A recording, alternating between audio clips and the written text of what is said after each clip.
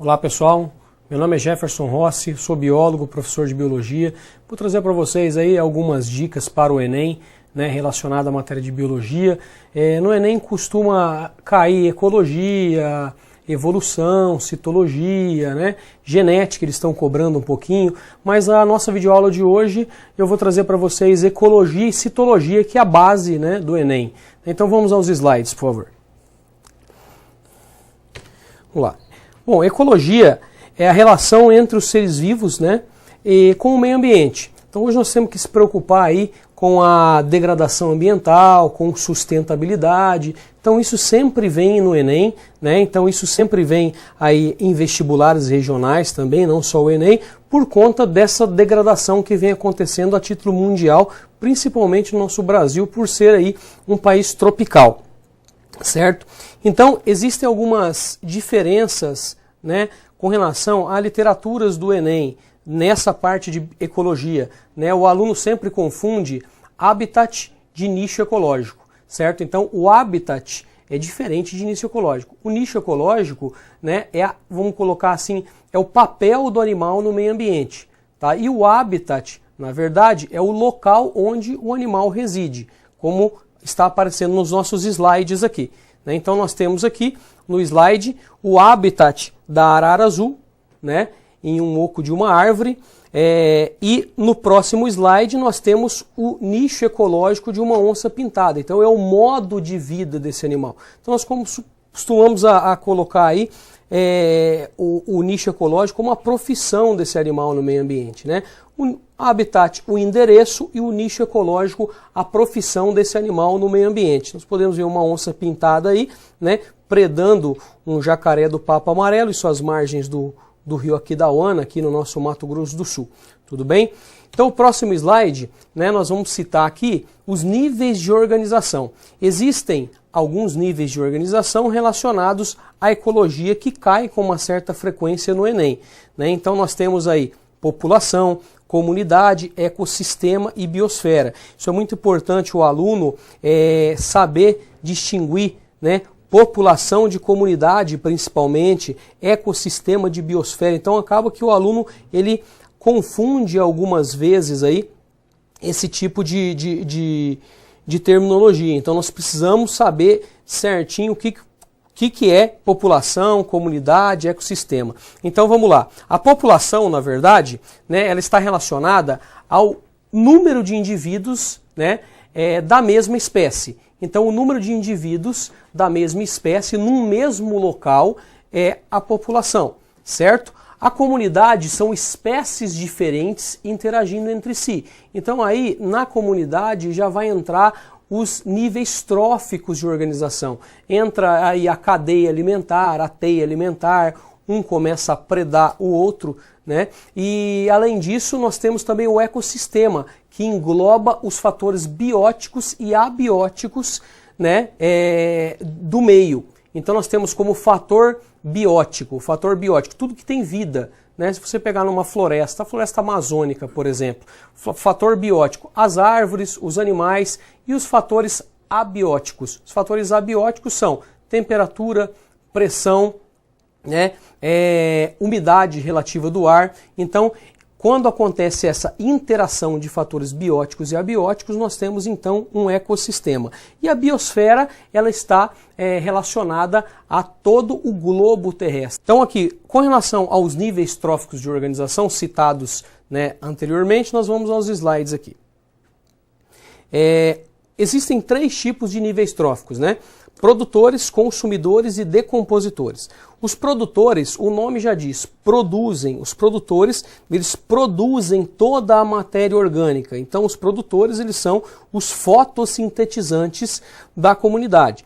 Então eles são aí os que fazem a fotossíntese, produzem o próprio alimento, como dizia os professores de ensino fundamental. Na verdade, esse próprio alimento que esse organismo produz aí é a glicose, que é produzida através da luz do sol, um processo chamado de fotossíntese que nós já conhecemos. Depois dos produtores vem os consumidores. Os consumidores, eles estão relacionados aos organismos que não produzem o próprio alimento, eles precisam buscar o alimento. Tá? Então os consumidores, nós temos aí algumas escalas de consumidor. Consumidor primário, consumidor secundário, consumidor terciário. Vai depender do tamanho da cadeia ou da teia alimentar. E por último, um papel fundamental no ecossistema são os decompositores. Eles decompõem a matéria orgânica. Os decompositores, eles decompõem então tudo que está relacionado ao ecossistema, devolvendo, né, a matéria orgânica e inorgânica para o solo, tá certo? Então, o que vai acontecer aqui com relação aos decompositores? Eles são as bactérias e são os fungos de todo o ecossistema. Tudo bem? Então, eles vão aí decompor a matéria orgânica, devolvendo tudo isso para o ecossistema, né, fazendo com que esse ecossistema fertilize, ou seja, fertilize esse ecossistema novamente, fazendo com que esse ecossistema fique fértil para poder suportar a vida novamente. Tá? Então aqui, os produtores das plantas, consumidores, nós temos um tigre de bengala aqui, e os decompositores, os fungos aqui nesse slide. Certo? Cadeias e teias alimentares, qual que é a diferença da cadeia para a teia alimentar? A cadeia alimentar ela é linear. E a teia alimentar, ela envolve várias cadeias juntos. Então nós temos aqui, ó, uma árvore, uma zebra, né, uma cobra, uma onça pintada. Aí nós temos uma verdura, um coelho, uma coruja, uma onça. Aí nós temos uma gramínea, nós temos insetos, lagartos e gavião. Onde entra o decompositor em tudo isso? O decompositor entra em qualquer parte da cadeia alimentar. Se caso o produtor vier a morrer, o decompositor decompõe o produtor, devolvendo, né, a matéria orgânica para o ecossistema. Mesma coisa, se o consumidor primário ele vier a morrer, o decompositor ele decompõe a matéria orgânica e assim sucessivamente. Né? Muitos alunos erram essa questão no vestibular, certo? Então os alunos eles entendem que o decompositor ele vem no final da cadeia. Não, lembra que os níveis tróficos de organização eles são, né, ciclo. Né? Então, produtor, consumidor e decompositor. Então, o decompositor não vem no final. O decompositor ele pode entrar em qualquer local da cadeia. Né? Basta um organismo morrer que as bactérias e os protozoários, também alguns fungos, eles decompõem a matéria orgânica. Desculpa, protozoário não é decompositor, só bactéria e fungo, tá? Eles decompõem a matéria orgânica, devolvendo aí a fertilidade do solo, principalmente. Vamos aos slides de novo aqui. O que acontece? O fluxo de energia. O fluxo de energia, né, a energia que nós falamos nesse fluxo de energia, é energia produzida, na verdade, pelos produtores. Então, essa energia produzida pelos produtores é a glicose, né, que nós conhecemos, C6H12O6. Então, na verdade, a fonte de energia é o Sol, né, que incide no produtor, e esse produtor ele acaba que produz, devido a uma organela chamada de cloroplasto, pigmento chamado de clorofila, ele vai produzir a glicose e passar essa energia para os demais níveis tróficos da cadeia alimentar, como está aqui nesse slide. Né? Então nós temos aqui, ó, a luz do sol incidindo, né, numa planta, certo? Então essa planta ela dissipa calor, claro, né? E essa lagarta vai se alimentar da planta, né? O pássaro vai se alimentar da lagarta, né? O gavião aqui, né, vai se alimentar do pássaro menor, e o decompositor ele está lá podendo entrar em qualquer nível trófico. Tudo bem? Então o que vai acontecer aqui? Principalmente com o calor. O calor ele vai sendo dissipado em forma de energia, certo? Então, conforme vai passando o nível trófico, essa energia ela vai sendo dissipada. Então, o nível que se tem menos energia é no último nível trófico. É por isso que o último nível trófico ele precisa comer mais, ele precisa adquirir mais energia do que o primeiro nível trófico. Tudo bem?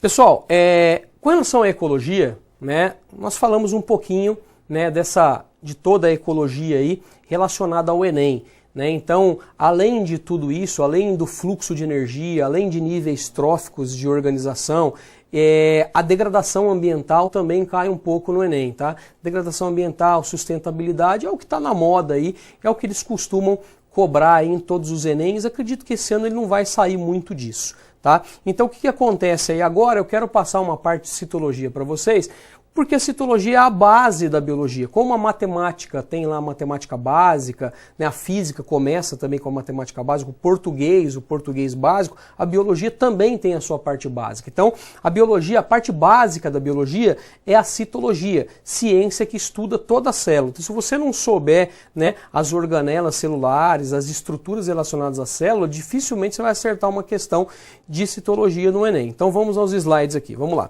Citologia. Então nós temos primeiramente as células procarióticas, né? Todos já sabem que a célula procariótica é uma célula que não tem envoltório nuclear. Muito aluno erra a questão porque fala que a célula não tem material genético, não tem núcleo. Na verdade, essa célula é anucleada porque ela não tem o material genético organizado. Tá? Então ela tem o DNA, porém esse DNA ele é disperso no citoplasma, certo? Então as bactérias, né, vou voltar depois em alguns slides aí, mas as bactérias elas são de extrema importância porque são decompositoras e ainda fazem parte da nossa flora. Nós temos como flora, na flora do nosso intestino nós temos bactérias, flora do intestino grosso, intestino delgado, né, dos dois intestinos, nós temos também a flora do estômago, a flora gástrica. Um dos únicos locais estéreis que nós temos sem bactérias é o esôfago. Mesmo assim, alguns ainda têm alguns tipos de bactérias no esôfago, certo? Então vamos aos slides aqui de novo. Então a célula procariótica, ausência de membrana celular chamada de carioteca, tá? Então a célula eucariótica, o nome já diz, eucarioto vem de carioteca verdadeira, então é a membrana que envolve a célula, né? Nós vemos na setinha ali, uma membrana, desculpe, que envolve o núcleo, a membrana que envolve a célula é a membrana plasmática. A membrana que envolve o núcleo, certo? E a célula eucariótica ela tem muito mais organelas do que a célula procariótica. A célula procariótica, na verdade, ela vai ter só o ribossomo ali para produzir proteína, né? Mesossomo, que é uma estrutura que vai utilizar para reprodução, certo? E a célula eucariótica, ela vai ter, ó, mitocôndria, complexo de Golgi, retículo endoplasmático liso, rugoso, né? Então é importante saber as funções de algumas organelas aí, né? Retículo endoplasmático rugoso, por exemplo, síntese de proteína e transporte do interior da célula. Nós temos o complexo de Golgi, que faz aí a secreção, né? A secreção e o armazenamento de determinadas substâncias. O complexo de Golgi é importantíssimo porque a proteína que entra no complexo de Golgi ela é transformada, empacotada e vira uma outra proteína essencial para a tua vida, né? Por exemplo, ela pode virar aí um hormônio, certo? Então, se você comer, vamos dizer, como um pedaço de carne, né? Essa proteína, por conta de algumas enzimas, ela vai ser quebrada em moléculas menores de aminoácido, e esses aminoácidos eles vão entrar no complexo de Golgi e sofrer uma transformação. E depois ele vai, um exemplo, né? Esse exemplo que eu sempre uso é o hormônio que é produzido pelo complexo de Golgi, tá? Isso todos os nossos hormônios. A maioria dos hormônios eles são proteínas. Os únicos hormônios que não são proteínas são um tipo de lipídio, é a testosterona e o estrogênio. Não pode esquecer isso aí também, que pode vir isso aí no Enem, tá? Agora, o retículo endoplasmático liso, ele está relacionado à desintoxicação do organismo, principalmente relacionado ao álcool e aos esteroides. Então, se nós temos, né, o retículo endoplasmático liso e este está relacionado à desintoxicação do organismo ao álcool e aos esteroides, né, a organela que nós temos uma grande quantidade de retículo endoplasmático liso vai ser o fígado, tá? Então nós temos uma grande quantidade de retículo endoplasmático liso no fígado, tá? Mitocôndria é de extrema importância porque é ela que produz todo o ATP essencial para a vida da célula, certo? Então assim, toda a glicose, né, que nós ingerimos, ou tudo que nós ingerimos que é transformado em glicose, isso vai entrar na mitocôndria, juntamente com o oxigênio. Então, na verdade, a glicose ela é quebrada em duas partes no citoplasma, num processo chamado de glicólise, né? E essas duas partes são transformadas em ácido pirúvico, né? A glicose é quebrada em dois ácidos pirúvicos, juntamente com o oxigênio, ela entra, né, na célula e vai fazer com que essa célula seja aí, vamos colocar assim, banhada de energia de ATP. Então entrou o oxigênio e a glicose na célula, sai ATP e principalmente o gás carbônico que é tóxico. Porém, o gás carbônico é eliminado da célula, cai na corrente sanguínea e sai do nosso organismo através dos pulmões né, num processo chamado de inspiração. Voltando ao slide aqui, nós temos uma outra organela relacionada à célula. Aqui está representada a célula animal, né, é o centríolo. O centríolo, ele está pertinho da mitocôndria aqui, né? Então ele está bem aqui, ó, né? Esse círculo aqui. Então o centríolo está pertinho da mitocôndria, né? E esse centríolo ele está relacionado à divisão celular. A célula vegetal não possui centríolo, tá? Então a célula vegetal, quem faz a divisão celular na célula vegetal vai ser a parede celular, é ela que auxilia no processo de divisão celular. Tudo bem? Então nós temos aqui algumas doenças causadas por bactéria. Lembra que a maioria das bactérias elas são benéficas ao nosso organismo. Nós temos aí o triplo de bactérias do que nós temos de célula no organismo. Então temos muitas bactérias que fazem parte aí da nossa flora. Então elas mais nos ajudam do que atrapalham. Mas ainda tem algumas bactérias que há milhares de anos que elas vêm se desenvolvendo, sofrendo mutações, se adaptando e ainda assim causam doença no organismo vivo. Então nós temos aí como bactérias a bactéria anaeróbia e a bactéria aeróbia. A diferença entre as bactérias anaeróbia e aeróbia é que uma não necessita de O2, ela morre na presença de O2, e a outra necessita de O2, ela só sobrevive através do oxigênio. A anaeróbia sem oxigênio, aeróbia com oxigênio, né? Então nós temos alguns exemplos de bactérias aqui que causam doença no ser humano, né? A conjuntivite é um tipo de bactéria, né, que se instala na conjuntiva dos olhos e acaba degradando toda a conjuntiva dos olhos. Então essa aqui é um tipo de conjuntivite gonocóxica, né, causada por uma bactéria, a mesma bactéria que causa aquela DST chamada de gonorreia. Então vou ampliar um pouquinho o slide para vocês darem uma olhadinha, né? Como é que se trata a bactéria, pessoal? A bactéria se trata com um antibiótico. Tá? Então, o antibiótico ele é exclusivo para bactérias. Então, muita gente pega uma gripe e toma antibiótico. Acha que a bactéria vai curar, ou vai tratar o vírus vai curar, ou vai tratar com antibiótico. Não, o antibiótico ele está relacionado somente à bactéria. Lembra lá, né? Foi o Alexander Fleming que descobriu aí, né, o primeiro antibiótico através do fungo, etc. Foi a penicilina, né? Nós já vamos ver isso aí em outras oportunidades. Então nós temos aqui também bactérias relacionadas ao piercing. Muitos de vocês gostam de usar piercing, né? Então vocês utilizam piercing na língua, vocês utilizam piercing na orelha, na sobrancelha. Esses são os problemas relacionados ao piercing. Por quê? Porque a partir do momento que você fura um local, junto com o furo vai uma bactéria, vão várias bactérias ou várias espécies de bactérias causando infecção nesse local. Então tem que lembrar o seguinte, quanto mais irrigado o local, menor a probabilidade de infecção. Então na língua não é tão problemático. Agora você vai colocar, por exemplo, na orelha que tem cartilagem, não tem muita irrigação, se acontecer de pegar uma infecção ali, essa infecção ela pode se disseminar, né, e você pode sofrer amputação de orelha externa. Então aqui nós temos nessa imagem o piercing, né, na língua, causou uma infecção aí, e acabou necrosando aí parte da língua, e aqui o piercing na orelha, né? Como eu falei para vocês, na orelha é mais problemático um pouquinho por conta da irrigação sanguínea que não tem, né? Então tem pouca, na verdade, na cartilagem. Então a infecção ela é mais decorrente aí aqui nesse caso. E aqui nós temos aí na pálpebra direita dessa pessoa, né? A pessoa pôs um piercing com certeza, infeccionou e acabou atingindo também a conjuntiva dos olhos. Então esse é o que a bactéria pode causar em nós, seres humanos. Além disso, nós recebemos outras bactérias também problemáticas relacionadas aos seios, né, de algumas mulheres aí. Então, essa bactéria provavelmente é uma bactéria Staphylococcus aureus que sofreu uma modificação, uma mutação e acabou atingindo, né, parte do seio, né, e até da glândula mamária de algumas mulheres aí. Então, nós temos aqui uma infecção causada por bactéria no lobo, no lobo esquerdo, né, desse seio, no lobo superior desse seio esquerdo, né? Então, com certeza a bactéria entrou por aqui, podendo chegar nesse estágio, tá? O que vocês estão vendo aí é um seio todo necrosado por bactéria, tá? E essa parte preta que vocês estão vendo, eu vou marcar aqui, essa parte preta que vocês estão vendo aqui, ó, isso aqui já é a glândula mamária que está exposta. Aqui já é passivo de amputação de seio. tá? Então isso é um tipo de câncer de mama, professor? Podemos considerar que sim, né?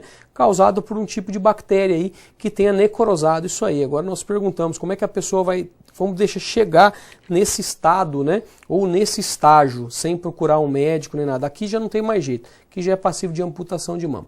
Bom, pessoal, espero ter ajudado vocês aí, né? Aqui está o meu e-mail, tá? jrossi.bio@hotmail.com, tá? Então, se precisar de alguma coisa, pode mandar um e-mail lá que eu vou responder a vocês, tá? Muito obrigado aí por enquanto e boa sorte no Enem, muita calma, tranquilo, sem estresse. Até mais.